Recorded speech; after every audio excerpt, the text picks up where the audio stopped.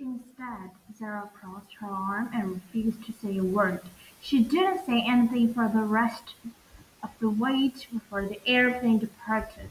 She didn't say a word during the 2-hour airplane ride, except to inform the flight attendant that she wanted a peanut butter and jelly sandwich and apple juice.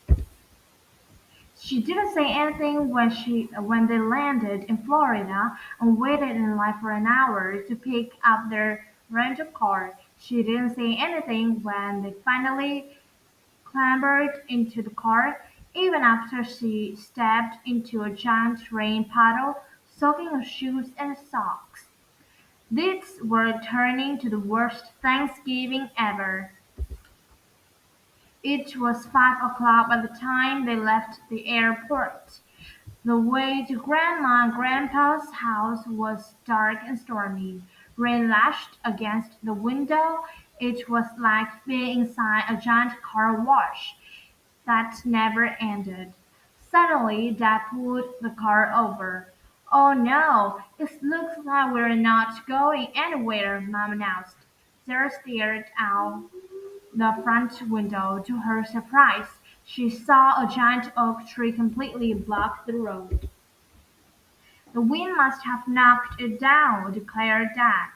"Well, what are we going to do now?" Sarah spat. Her voice sounded scratchy after having been out of use for so long. "Grandma and Grandpa's house is only 2 blocks away," Mom replied. "We can walk the rest of the way." "It's pouring rain," Zara protested. "We'll get soaked." This was absolutely the worst Thanksgiving ever. "The little rain never hurt anyone," Mom cheerfully insisted. "Come on." They all climbed out of the car. Wind and rain whipped Zara's hair into her face. It was hard to keep her eyes open against the gusts. It felt as though a giant hand were pushed against her whole body. "You better hold onto my hand, Pepper," Zara cautioned. But Pepper didn't respond. Zara looked behind her, but Pepper wasn't there. She wasn't with Mom or Dad either. In fact, she was nowhere in sight. "Mom! Dad! Where's Pepper?" Zara shouted. Suddenly she was scared. Where was Pepper? "Pepper! Pepper!" Everyone called. The wind seemed to blow their voices away. When Zara heard a strange sound coming from the tree, Zara followed the sound. Her parents followed Zara. The sound seemed frantic. Zara's heart thudded in her chest as she pushed through the branches of the tree. What if Pepper's hurt? She thought. It seemed to come from underneath a big leafy branch. Zara heaved it aside, revealing Pepper huddled beneath it. Zara grabbed her sister and held her tight. She felt as though an enormous boulder and rolled up her chest and uh, had rolled up her chest and she could breathe again. "Why did you crawl under the tree?" Zara asked. "Look!" Pepper exclaimed, pointing to a tiny, yipping black and white puppy. One of the puppy's black legs was pinned beneath the branch. Mom and Dad were able to lift it free. Zara cradled the puppy snugly in her arms and to keep it warm. Finally they arrived at Grandma